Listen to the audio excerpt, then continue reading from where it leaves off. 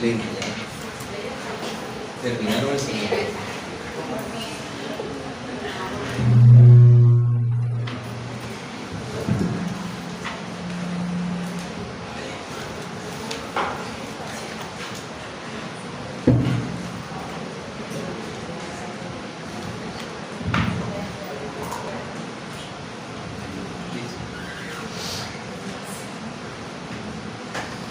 Bueno, nuevamente buenos días. Disculpe la demora. Estuvimos en cirugía y atendiendo urgencia. Pues bueno, ese es el tema que vamos a ver ahora. Urgencia en cirugía plástica. Yo soy el doctor Kenneth Morillo Arango, cirujano plástico, y tengo entendido que ya hoy es su última clase. Y bueno, ya terminaron el semestre. Ya ustedes sabrán si llegan bien para la recta final la próxima semana del examen. Así que bueno, vamos a iniciar este tema. Este es un tema que a veces es un poco aburrido, pero donde se abordan todas las principales urgencias que nosotros como cirujanos plásticos atendemos en el servicio de urgencia, y que muy probablemente la primera línea de atención van a ser ustedes cuando les lleguen esos pacientes a ustedes como médicos generales. Así que bueno, iniciamos. Como todo caso y toda atención de todo paciente que nos llega a una urgencia, y cuando vemos que es una urgencia vital, siempre hay que priorizar estos pasos. Esto es algo que siempre se tiene que realizar en la ABCDE, donde priorizamos primero la vía aérea, después la parte respiratoria, la parte circulatoria. Si hay compromiso del estado neurológico del paciente y la exposición de los tejidos. En este caso, ustedes van a ver que muy seguramente nos van a tener en urgencia muchos pacientes quemados del área de nosotros de cirugía plástica, y en esta última, que es la parte de la exposición, eso es vital para poder saber el nivel de compromiso que hay en la extensión corporal de estos pacientes. También hay que tener en cuenta el estado de conciencia del paciente, la escala de Glasgow, la parte respiratoria y circulatoria, porque son pacientes que de manera inmediata de pronto no tienen la descompensación, pero más adelante sí la van a ir presentando con esa pérdida de líquidos. Entonces, como todo, la importancia de una correcta obtención de historia clínica, los antecedentes personales del paciente, los antecedentes quirúrgicos, farmacológicos, son de vital importancia. Y muy importante en esta especialidad es el registro fotográfico, porque muchas veces el paciente nos llega con una deformidad tal, pero luego, como va evolucionando como tal, si no está el registro fotográfico, que en estos casos hace parte de la historia clínica de los pacientes. Ok, hay lesiones y hay afecciones donde hay veces que nosotros hacemos omisión, porque no nos damos cuenta, porque se enmascaran por la inflamación que hay en los tejidos, porque también a veces está conservada parcialmente la parte funcional, y a veces no lo logramos evidenciar clínicamente desde el mismo inicio que nos llega el paciente. Entonces, ¿qué afecciones podemos a veces omitir y que hay que tener mucho cuidado? Y por eso a ese paciente no se le puede mandar enseguida para la casa, sino hay que tenerlo ahí en observación y ver cómo evoluciona una vez disminuya la parte dolorosa y disminuya la parte del edema. Y son estas lesiones de, por ejemplo, el nervio facial, secciones nerviosas del miembro superior, secciones de flexores de los dedos y de los extensores de los dedos. Muchas veces está comprometido en la parte más distal y hay una incapacidad a veces para retraerlo, y eso solamente con el tiempo que se va a poder visualizar. Cuando son afecciones del nervio facial, también ocurre que hay un gran edema, y en esa zona hay dificultad para la movilidad de esa estructura, pero es debido al edema y a la inflamación, y está enmascarando la afección o la sección que ha tenido, que puede ser parcial o total del nervio facial. Otras, como por ejemplo fracturas maxilares, avulsiones dentales, lesiones oculares, también hay que tener muy en cuenta que pueden estar presentes en estos casos de los pacientes cuando nos llegan a la urgencia. Y esto es un término interesante, cuando se habla de urgencia diferible, esto es cuando vemos de que no está comprometida la vitalidad del paciente. Un paciente que puede aplicar para heridas faciales y de miembro superior, pero que el tratamiento inicial que se le va a ofrecer a estos pacientes va a ser un lavado de los tejidos, un protocolo antitetánico y va a colocarse pacientes antibiótico-terapia, curación oclusiva, y son pacientes donde no hay un compromiso vital como tal y por eso se puede diferir. ¿Cuáles sí verdaderamente no son para nada diferibles, donde ya hay un compromiso como tal y que hay que entrar a actuar de manera inmediata? Que si no actuamos de manera inmediata puede haber un compromiso irreversible en estos casos. Por ejemplo, pacientes que tienen una obstrucción de la vía aérea que va a requerir una traqueostomía o una fijación esquelética, que es necesario cuando un paciente que tiene, vamos a poner un ejemplo, un paciente que tuvo una quemadura en un espacio cerrado y tuvo inhalación de combustión, y es un paciente que va a tener edema de todas las estructuras respiratorias y que, indefectiblemente va a requerir fijación, traqueostomía, como un paciente que va a tener una obstrucción de la vía aérea. Paciente con un sangrado no controlable, con medidas locales. ¿Cuáles son las medidas locales? Comprimir, hacer un torniquete y no hay control del sangrado. Ahí sí o sí un paciente que hay que intervenir en un quirófano para controlar ese daño vascular.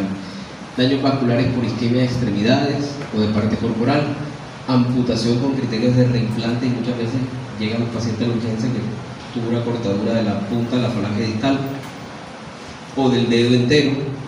Si está en las primeras horas, las primeras 4 horas, todavía tiene criterio para reimplante.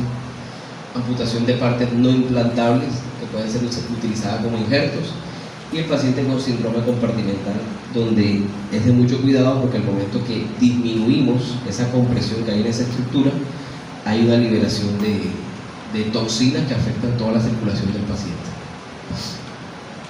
Entonces, bueno, el mismo triaje que ustedes se conocen de los diferentes niveles. Es la siguiente.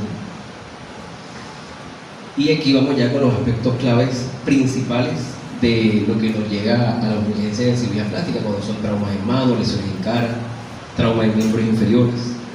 Que de los traumas de miembros inferiores, lo que nosotros como cirujanos plásticos manejamos son afección de los tejidos blandos, nada más, de la parte ósea, que es de ortopedia, quemaduras y posoperatorios por cirugías estéticas. Estas sí nunca salen en las redes sociales, los posoperatorios de cirugías estéticas, de esos resultados nefastos que muchas veces ocurren, que son realizados por personales que no tienen la capacidad o la idoneidad para este tipo de casos.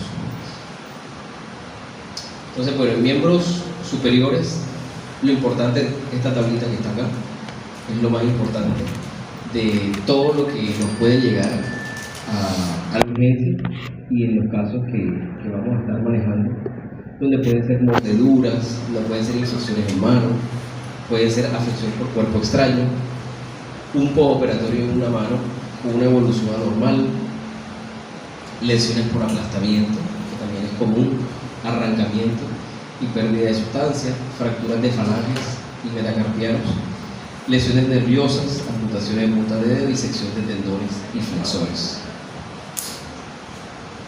Por ejemplo, este es un paciente que tiene una amputación de la falange distal, y si hubiese llegado en las primeras horas, antes de que tuviera esa característica toda blanquecina, donde ya se perdió toda la circulación de la falange distal, tuviera criterio de amputación de manera inmediata para corregir. No es el mismo caso, este es un caso diferente, pero en este caso, por ejemplo, sí se realizó la amputación, sí se realizó el reimplante y se colocan estos fijadores para darle estabilidad a las falanges, y después viene un proceso en el cual entra con fisioterapia y todo, hasta que llega al punto en el cual ya se reimplantó por completo y se termina de recuperar toda la motilidad y la parte funcional. Entonces, bueno, de urgencias de miembro superior, cualquier parte amputada debe ser conservada en frío durante las primeras horas, y si está dentro de las primeras horas, para poder ser reimplantado, se hace enseguida, de inmediato, la parte reconstructiva. Las heridas en la región palmar, que pueden comprometer los flexores, hay que evaluar Estos tendones, tanto la parte profunda como la parte superficial, muchas veces la parte profunda está conservada, pero la parte superficial a veces está comprometida, que es la que más está expuesta. Aguja y clavos en cuerpo extraño, enterrados en mano. Si no son visibles, se contraindica exploración por infección en mano con Staphylococcus aureus. Y los accidentes laborales más frecuentes son las heridas en la punta de los dedos, como muy bien lo vieron en las otras imágenes. Esta afección que ustedes ven aquí nosotros tenemos dos ligamentos, que son el superficial y el profundo. En este caso, en este paciente, aquí tiene afectado el profundo. El superficial lo mantiene conservado, pero el profundo es el que le va a permitir que pueda extender por completo el dedo, la falange distal. Entonces ahí, como ven, está completamente seccionado, y la parte reconstructiva ahí, lo que entraríamos a hacer es tomar un injerto, que puede ser un tendón, y reconstruir esta parte, y que puede que fracase, puede que se recupere, pero es lo que se indica en esos casos. Aquí también es algo similar, aquí se toma un injerto del sóleo y se toma toda esta zona que estaba comprometido, ahí era el nervio mediano. Ahí están los tendones flexor superficial, el profundo, como les dije, el profundo es el que estaba comprometido ahorita, que es el que permite que la extensión del dedo se dé. Aquí están con los fijadores de Kirchner, los cuales son necesarios para darle la estabilidad al hueso y permitir que se pueda estabilizar toda la estructura. Esto también es importante porque eso nosotros vemos que cuando hay compromiso de estos nervios hay unos signos muy característicos. ¿Quiénes recuerdan qué signo se da cuando se afecta el nervio mediano? ¿Cómo se llama el signo? No lo recuerdo. No el predicador. ¿Cómo? Hay lo que se llama signo del predicador. No el predicador. ¿Sí lo recuerdan? Sí. Hay otro que es mano en garra. No sé qué nervio está afectado. Esa le pregunta sale en el examen. Sí. Por eso les estoy diciendo que esa pregunta sale en el examen. Y el otro es la afección del nervio radial. ¿Qué signo? ¿Cómo? Eso tiene su nombre, el signo del predicador, mano en garra, creo que el otro es mano caída. Es la afección del radial. Entonces, ahí, eso es algo básico que nos llega a la urgencia, y si nosotros vemos esa característica clínica, nos está evidenciando que hay un compromiso de ese nervio. Entonces, bueno, principales motivos de consulta de urgencia, estos que ustedes ven aquí, que ya los nombramos ahorita, pasa a la siguiente. Y estos que ya son de otra especialidad, ya estos no son de compromiso de nosotros, son de ortopedia, todas estas, cuando son fracturas, compromiso de húmero, cúbito, radio y lesiones vasculares altas, ya eso es cirugía vascular y cirugía general. Entonces, bueno, urgencias en cabeza y cuello. Aquí, cabeza y cuello, entra también neurocirugía, entra cirugía maxilofacial, porque también aquí hay compromiso de otras estructuras, no solamente la parte de los tejidos blandos, sino hay otras estructuras que pueden estar comprometidas, como el sistema nervioso central, globos oculares, ya la región nasal, la región bucal, y todas estas estructuras es importante que conserven su parte funcional normal. Entonces, estas heridas pueden presentar ya sea pérdida de sustancia, irregularidades, lesiones en párpado, nariz o labios u oreja. El conducto de externo, que muchas veces cuando está comprometido, que es esta estructura acá, cuando está comprometido hay que cateterizarlo, porque si no se comienza a acumular saliva en esa zona. Y como todo, siempre las fotos, que son supremamente importantes. Entonces, los principales motivos de consulta en cirugía plástica, urgencia de cabeza y cuello son estos que estamos viendo acá: heridas complejas en cara, fractura de punta nasal y mandíbula, fractura maxilar y malar, lesión del nervio facial. Como les comentaba ahorita, la lesión del nervio facial es algo que es muy frecuente y muchas veces esas lesiones son parciales, no son por completo. El nervio tiene esa capacidad de recuperarse cuando es parcial. Cuando es total, toca sí o sí volver a hacer la anastomosis del nervio. Lesión del conducto de Stenn, mordeduras, infecciones nasales, orales o auriculares y cáncer de piel, pacientes que no siguieron con su tratamiento de cáncer de piel, que puedan desarrollar sobreinfección, sangrado o miasmas. Siguiente. Pues el tratamiento va más enfocado principalmente a el daño como tal de la estructura. Si es una fractura, por ejemplo en la zona centrofacial, donde están los huesos malares y maxilares, vamos a irnos enfocados a tratar esa zona. Si hay un compromiso de mandibular, hay que irse enfocado ya entonces a la parte de la dentoclusión, que es la parte funcional que va a afectar ahí. Si hay compromiso del piso de la órbita o compromiso de los huesos de la órbita, entonces entrar a evaluar qué estructura se ha movilizado ahí. Por eso es multidisciplinario, porque puede afectar otras áreas que ya pertenecen a otra especialidad. Entonces, por ejemplo, en este caso, esto es una herida oclusiva de cuero cabelludo. Aquí en este caso, este paciente, vamos a leer, herida común de accidente de tránsito por maquinaria industrial. El tratamiento que va a requerir ese paciente es no solamente hacerle el lavado y todo, sino para que esto pueda pegar, porque aquí está la tabla externa, esto no va a pegar solamente con ponerle puntos.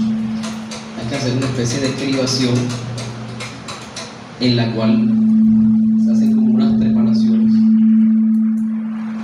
en la tabla externa, para que de esa forma el hueso esponjoso, que es donde están los vasos sanguíneos, pueda salir y permita que eso se comporte como un injerto y pueda prender. Eso es lo que habría que hacer en ese caso, dejarlo bien aprisionado y compresivo para que eso pueda pegar. Este caso también, por ejemplo, de un paciente donde tiene una afección del nervio infraorbitario, vean cómo esta estructura hubo un desplazamiento del hueso, y eso es lo que hace que el paciente tenga esa incapacidad luego para toda su parte visual, que ese compromiso le pueda generar un hematoma retrovulvar y pueda comprometer el globo ocular y afectar por completo la parte visual. Esta otra, que fue por mordedura al parecer, quedó completamente irregular. Aquí las estructuras que se logran conservar, si ustedes logran visualizar el lobo, esta estructura aquí trae todo el iris y ya después todas las demás estructuras que tocó reconstruir ahí para devolverle la característica lo más similar posible a el pabellón auricular. En este caso, por ejemplo, este paciente que tiene una afección del nervio facial, ahí vean cómo el paciente intenta hacer una motilidad de un lado del rostro y el otro lado tiene la incapacidad para hacer la misma movilización. Y bueno, ya de miembro inferior son básicamente las que son de tejidos blandos, ya sean úlceras por presión, úlceras vasculares, linfedema, celulitis, hiperatinia, diabético. Nosotros manejamos eso. Muchas veces esos pacientes tienen un compromiso sistémico importante. Muchos de ellos al final no se termina haciendo como que dándole la cobertura a los tejidos, porque los tejidos tienen que tener las condiciones adecuadas para poder ser cubiertos. Muchos de ellos van a requerir el sistema VAC, que es un sistema que ayuda a ir dando la granulación de los tejidos y la vascularización de los tejidos, y otros desafortunadamente no tienen las condiciones musculoesqueléticas para poder realizarse la cirugía. Entonces, bueno, estas fracturas expuestas de tibia tipo 2, tipo 3B, tipo 3C, esto ya es, nosotros como cirujanos plásticos lo que vamos a darle la cobertura a este tejido, que se puede utilizar por colgado, que se puede utilizar por diferentes formas, pero eso es un proceso que toma tiempo. Ya la parte vital como tal es manejada por la parte de ortopedia. Esto de reimplante, que es rarísimo que ocurra, pero eso se hace solamente en casos cuando ya es una persona que va a requerir una prótesis. Entonces este pie, cuando se le coloca y le va a servir al momento que le colocan la prótesis, eso es raro que ocurra. Muchas veces no alcanzan a sobrevivir esa extremidad, pero se hace con el fin de eso. Se le coloca el pie y el pie es el que le va a dar la estabilidad cuando esté utilizando la prótesis. Estas heridas abusivas, que pues si esto desafortunadamente es como una quemadura, y esto es un tejido donde hay una pérdida total de la vitalidad de los tejidos y hay que retirarlo por completo. Esta, por ejemplo, que esto es una úlcera por presión, no una escara, no es lo mismo. Una escara es cuando sale el tejido negruzco encima de y que está comprometiendo la úlcera por presión, que es diferente. La úlcera por presión es el nombre médico, el nombre clínico de esta entidad. En este caso, esto es una úlcera por presión grado 4, donde ya se ve compromiso de estructuras bien profundas, músculo y hueso. Úlceras vasculares, esa es la siguiente. Ya esto es pie diabético. Estos pacientes, si no tienen las condiciones, nosotros no podemos hacer la verdad nada ahí. Bueno, quemaduras. Esto es lo que más les gusta a ustedes, quemaduras. Bueno, entonces esta sí es muy frecuente, los pacientes quemados que nos llegan a la urgencia. Las quemaduras van a dividirse en diferentes grados. El primer grado, que son quemaduras epidérmicas; de segundo grado, que son las quemaduras que están en la dermis, ya hay afección de la dermis; y la de tercer grado, ya que son quemaduras que afectan el tejido celular subcutáneo. Entonces, aquí hay una fórmula, que esa fórmula, no sé si se la saben, que es la fórmula de Parkland, que es muy importante al momento de que nos llegue el paciente. Es una fórmula en la cual nosotros vamos a darle la rehidratación al paciente. Un paciente que, dependiendo de la extensión de la quemadura, que tanto tenga porcentaje de quemadura, es que nosotros vamos a enfocar la fórmula. Imagino la fórmula si se la saben, si la recuerdan. Y estos son los criterios como tal de ingreso del paciente a una unidad de quemados o criterios de hospitalización. Siempre ténganlo presente, siempre que ustedes, cuando estén haciendo su internado o estén haciendo ya su práctica como médicos generales, estos pacientes le van a llegar y ustedes tienen que tener presente que si fue un quemado eléctrico, que si es un niño, que si es un quemado por un agente especial, que si tiene comorbilidades de base, que si tiene afección de un área especial. ¿Qué son las áreas especiales? Cara, manos, genitales, entre otras. Que si tiene mayor compromiso de un 10%, también es un paciente que hay que hospitalizar. Si es una quemadura de tercer grado, si es una lesión por inhalación, como habíamos hablado ahorita, quemaduras por químicos, si hay un trauma asociado, si es decir, tiene una quemadura, pero asociado a eso tuvo una fractura, tuvo una exposición de hueso o algo, también hay que hospitalizar al paciente. Y si tiene necesidad de cuidados especiales, aquí en esta muchas veces se les olvida. Los cuidados especiales, que son mujeres embarazadas, pacientes psiquiátricos, pacientes que viven en zonas rurales en las cuales no tienen las condiciones como tal para el cuidado de su recuperación, y pacientes que tienen inmunosupresión. Esos son los cuidados especiales. Y bueno, llegamos ya por fin a lo último, que son las urgencias que se pueden dar por cirugía estética, que es algo que muchas veces no hacen como si no existieran, pero sí existen también.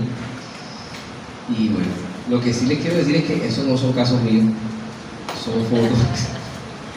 son fotos de internet, pero que son casos que pueden suceder. Por ejemplo, en este caso que está acá, aquí hay un compromiso por completo de la areola y del pezón por completo necrosado y hubo una pérdida total. Entonces, en ese caso, ¿qué es lo que hacen?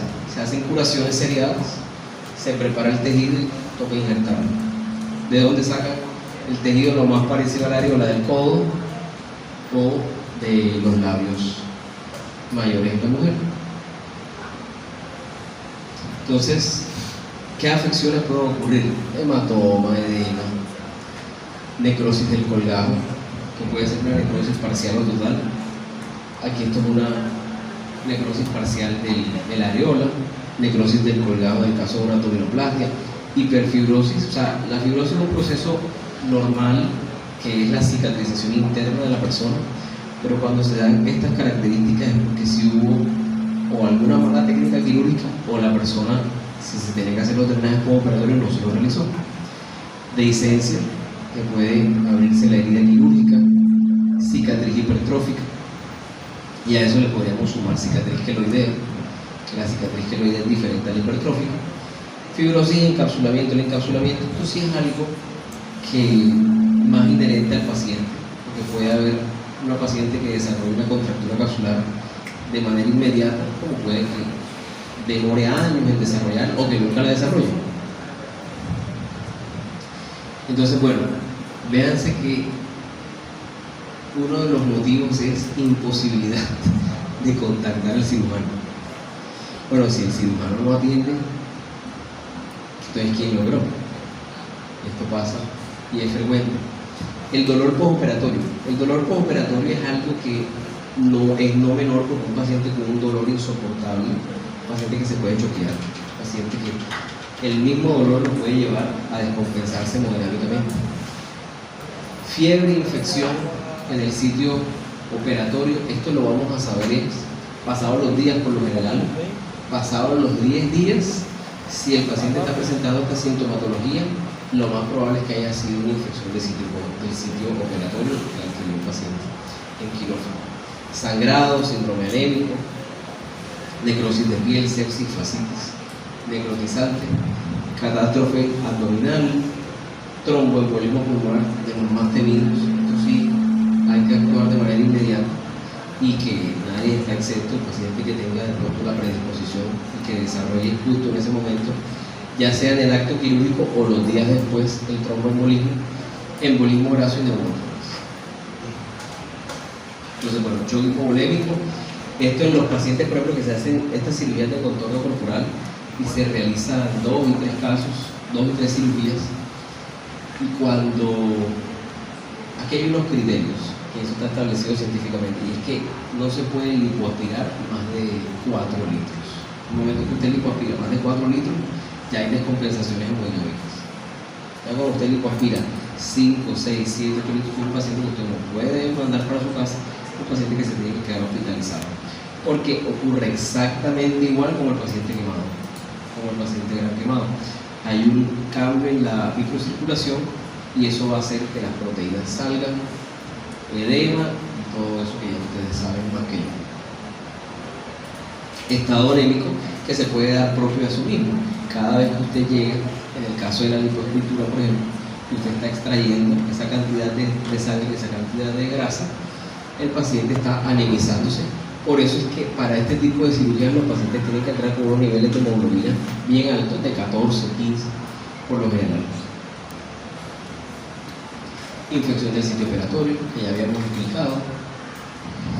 La necrosis, que se da principalmente, no puede ser, o la necrosis cuando en el caso de la abdominoplastia o en el caso de cirugías de mama, esta necrosis se da porque al momento que se seccionó el tejido como tal, no se conservó correctamente los tejidos, o el edema. Si hay gran inflamación, eso puede cerrar los vasos y puede comprometer la circulación. Los seromas, los cuales hay que entrar a estudiar cuando son seromas crónicos. Yo tuve hace poco una paciente con un seroma crónico de una mama, fue secundario a un implante, una cirugía de implante que le hicieron. La paciente estaba con un seroma, y había que estudiar. Mandamos a estudiar, no tenía absolutamente nada, pero era que la paciente estaba rechazando. Hay pacientes que rechazan los implantes y ella los rechazó por completo.